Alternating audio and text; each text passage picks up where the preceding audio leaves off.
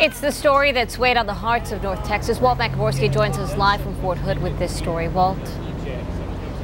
Amanda, they are still dropping off flowers and notes here at this makeshift memorial at the entrance to Fort Hood, just part of the sights and sounds here on the Army post. Nearly 15,000 people turned out to say goodbye to the families of 13 fallen soldiers and to say goodbye to their comrades.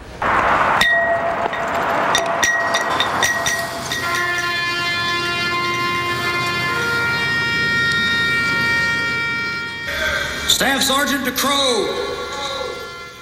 This Colleen bar turned into a sanctuary for soldiers too emotionally drained to attend the memorial ceremony on post. Because we were so close to it, a lot of us just don't want to be there. The silent roll call triggered tears for soldier Anne-Marie Pignado. You see those boots, you see their Kevlars, and then, they don't answer. And she struggles to find the answers as to why 13 of her fellow soldiers were gunned down by one of their own. When something like this happens, it should hit all of us hard, and it does hit all of us hard, especially so close. And none of us, you can't even imagine, we've been to Iraq, so I've never heard anything this close. Sometimes Sergeant Justin LeBlanc just can't find the words. You just don't see why. Why would you shoot that person? Like, what? He was there that day and will never forget the sound. Because it was rapid as a pop, pop, pop, pop, pop. They answered the call of service to others. At the ceremony, Army officials told the nation, "Don't cry for us, cry with us." Pignado says it's a cry for unity.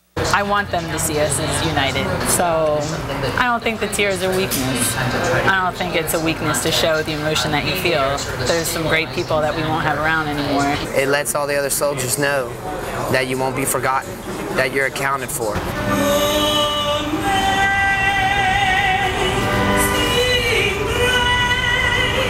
Now, through amazing grace, the soldiers say they will march on, fighting for the land of the free and the home of the brave.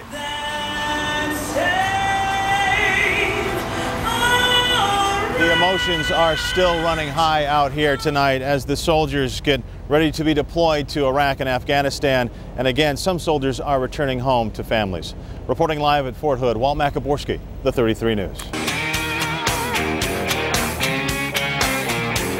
Fall is almost here and it's time to get your boots on, but it's not what you might think. Yes, the boots I'm talking about are fashion forward, but they carry an important message. You can actually wear them year-round. Take it from one of the boot girls. These boots will get you noticed and help someone in need. Hey, sexy boots. Get on your boots, yeah. If a picture can say 1,000 words, then this started a patriotic conversation that keeps on going. And it all began with 5 babes, boots, and a book. We had all read the book Lone Survivor by Marcus Luttrell. And just after reading this eye-opening account of what our men and women sacrifice for us every single day overseas, we just felt like it was our calling to do something. Boot girl Ginger Giles says that calling came with a camera and a plan to cut through the clutter and reach people for combat vets. We tried to figure out in this busy, hectic world, how do we get people to catch their attention? How do we get them to stop and think for a minute? They did it with images like this. Combat boots are just such a symbolic thing of the military. So we thought, let's get celebrities photographed in combat boots as a way to say, put yourself in their shoes for a minute. The boot campaign urges people to buy a pair of combat boots for about $130, and the money is used to help soldiers returning home from the front lines. The campaign is simple. If you can't walk a mile in their boots, you can make that mile a bit more comfortable. Their motto, when they come back, we give back. The boot girls say it's the least we can do. This shoot brings them to the ballpark in Arlington. We're photographing Rusty Greer and Bobby Witt. For me, it's one way I can give back. Former Ranger star Rusty Greer says it's a no-brainer. The least we can do as American citizens is do something to support them and show them that we are behind them one way or the other. Karen Guillaume ordered a pair of boots to support her friend, whose son was deployed to Afghanistan. It was an order Ginger says she'll never forget. She gets these boots and 2 days later gets the news that her friend's son had been killed. This was the last picture ever taken of 18-year-old PFC Eddie Wood as his sister hugged him goodbye. And Karen decided to wear her boots to his funeral. Just one of the many images the Boot Girls hope will motivate people to get their boots on. We really just wanted to find a way to say thank you. We never realized it would grow to this proportion, and we're blessed. And we just hope to be able to keep spreading the word.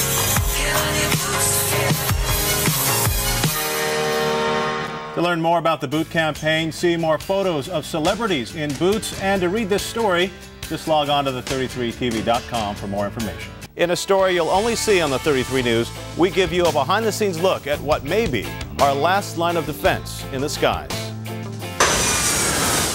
We believe the threat is very much alive. United 93, verify your level of 350. Terrorists targeted U.S. planes once, and 8 years after 9/11, pilots are convinced they'll do it again.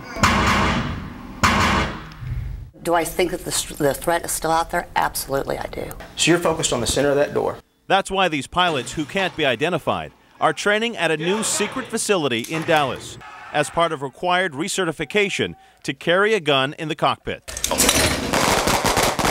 All of these pilots got their initial training at a federal school in New Mexico 3 to 5 years ago and were deputized as federal flight deck officers to send a message to terrorists.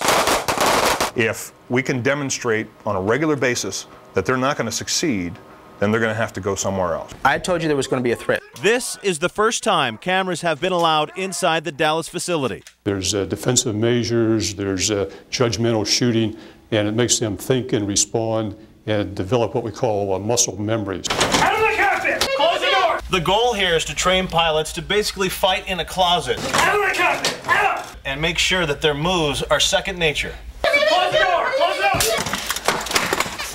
the door! Good. It's real life, real world, very much what happened on that fateful day. This man lost a co-pilot and a good friend on 9/11. It gets very personal, and I'll never forget what they did. And considering the TSA just accidentally leaked one of its own training manuals online with detailed security measures, some security experts say, we just gave the terrorists our playbook to help them get a gun or explosives on board. Every year, on a quarterly basis, it seems, there's another Inspector General report or TSA report or media investigation showing just how easy it is to get these weapons past screeners.